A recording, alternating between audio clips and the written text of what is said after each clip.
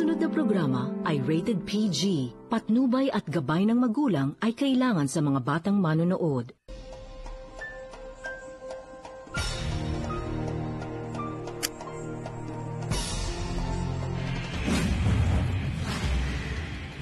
Sa ulo ng bakbakan ngayong gabi, ang 8 napatay ng bumulusok na truck sa kabahayan sa Sumulong Highway sa Antipolo. Wala pa rin katarungan dahil ang may-ari ng truck ay nagtatago na ngayon.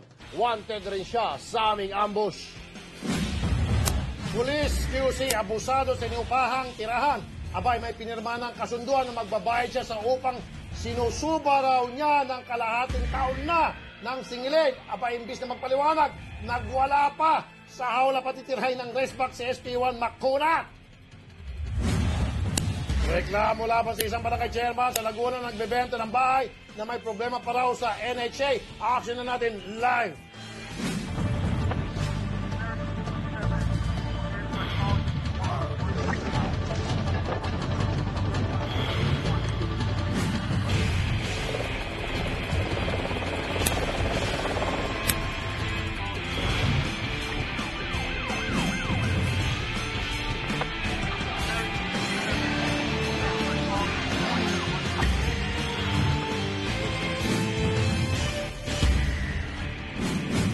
Magandang hapon mga kapatid. Good afternoon din kay Ma'am Liza Presnillo, ang interpreter po namin. Kabi-kabila na ang landslide at baha, kaya hindi na namin hayaang matabunan pa ang kawalang hiyaan ng mga aping mamamayan. Ang mga walang modo ang ihahagis namin sa guho. Ililibing na namin ang kanilang katiwalian, kaya mga tol, abangan ang aming paghukay sa mga modos at kriminalidad. Kaya, let's go! Pakpakan na! Mga tiwali at pabaya, walang kawala, pananagutin, ambush. Ang 8 kataong inararo ng isang truck sa Sumulong Highway sa Antipolo, hindi pa rin sinasagot na may-ari ng truck na nagtatago na. Dapat maambush ang walang konsensya. Umiiyak na dumulog sa T3 ang pamilya ng 8 nasawi nang araruhin ng isang truck sa Sumulong Highway, Antipolo, ang kanilang mga tahanan na 3 araw bago magpasko. Sumbong nila bagamat kalaboso ng tsoper na si Philip Adriano, mailap pa rin sa kanilang hustisya dahil ang may-ari ng killer truck na si Jose Villarama nagtatago na raw. Kahit 5 duling, wala po silang naibigay sa amin.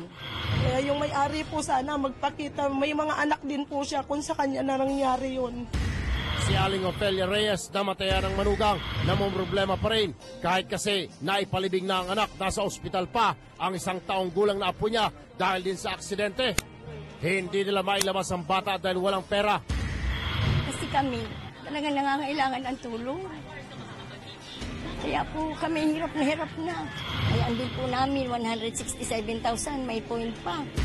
Si Maribel namatayan din ng 2 anak. Nilapitan daw sila ni Antipolo Vice Mayor Susan Say noong 26 ng Disyembre at nangako raw ang may-ari ng truck sa bise na babayaran ng mga biktima. Ang pumunta nga po si Vice Mayor, tapos pinanglista niya kung magkano daw yung bayaran kasi asikasuhan daw po niya. Hindi naman po pala binayaran. Nagkataong kapitbahay ng hipag ni Vice Mayor sa Bulacan ang may-ari ng truck na si Jose Villarama, kaya niya ito nakausap. Tatago na si Jose Villarama.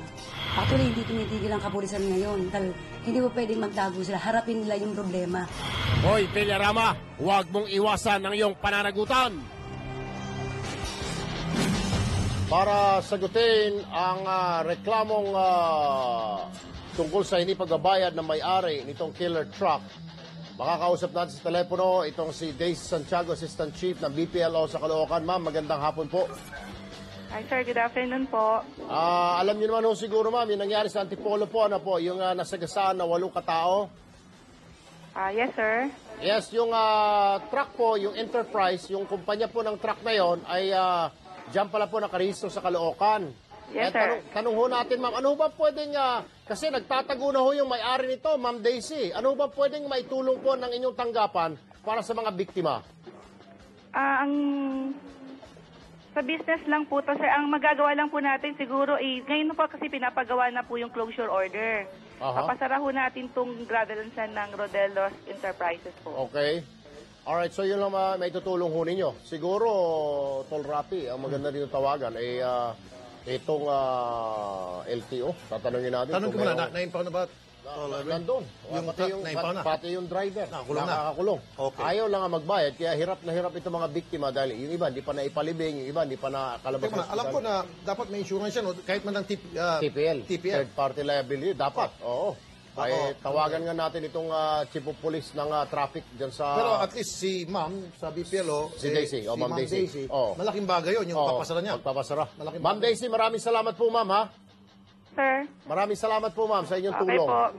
Samantala, nasa linya rin po ng aming telepono ngayon si Chief Inspector Christopher de la Peña ng Antipolo Police Station. Magandang hapon po, Chief Inspector.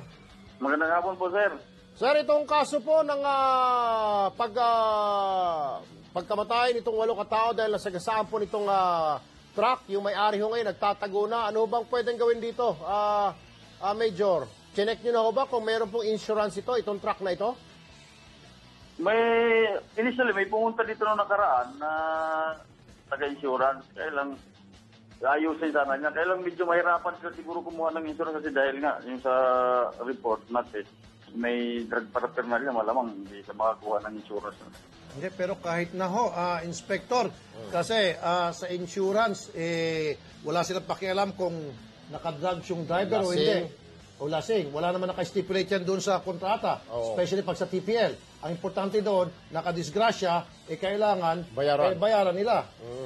Yung nadisgrasya ng truck. Hindi ko lang po, kasi yung insurance na ang bahala siguro dyan kung ano ang... Siguro, Tol Rapin, gawin natin ito. Pasamahan na lang natin siguro doon sa Insurance Commission. Insurance Commission. Sigurado, pahanap doon yung na may records naman yan para mabilisan at ma-release yung insurance. I'm sure may insurance yan. Insurance Commission. Sabi nga ni Major, meron daw insurance pero dahil naka-drugs. Pero hindi niya masyado kabisado pala yun. Anyway, maraming salamat po sa inyo, Major. Kasi in fairness naman sa PNP natin, sabi mo, nakakulong na yung driver. Nandun pa. Nasa kulungan. Yung truck nandun din. Okay, so ginawa ng polis yung kanilang trabaho. So wala tayong mapupalag sa polis natin. Malatuba lang itong may-ari, itong Joey Villarama, itong Jose Villarama, at nagtatago na. Dapat isa ka na sa kakasuhan. Dapat. For the meantime, importante, yung sa mga biktima, mabayaran, tama ka, Tol Erwin, yung Insurance Commission ang ating kukontakin. Siguro tomorrow, magbibigay ka ng feedback. Pahanap natin yung tracking company na I'm sure may insurance yan. Hindi naman papayag ng LTO na walang insurance yan. Correct. TPL. Alright. Okay. Sa pagbabalik ng programang Gigiba sa pader ng mga sira, ulo at manggagancho. Police QC ay magbayad ng renta sa bahay, dinadaan sa pagtapang-tapangan ang usapan kapag sinisingil na pagbabayarin siya ng resba. Reklamo lamang sa isang barangay chairman sa Laguna na nagbebenta ng bahay na may problema para sa NHA. Action na natin live!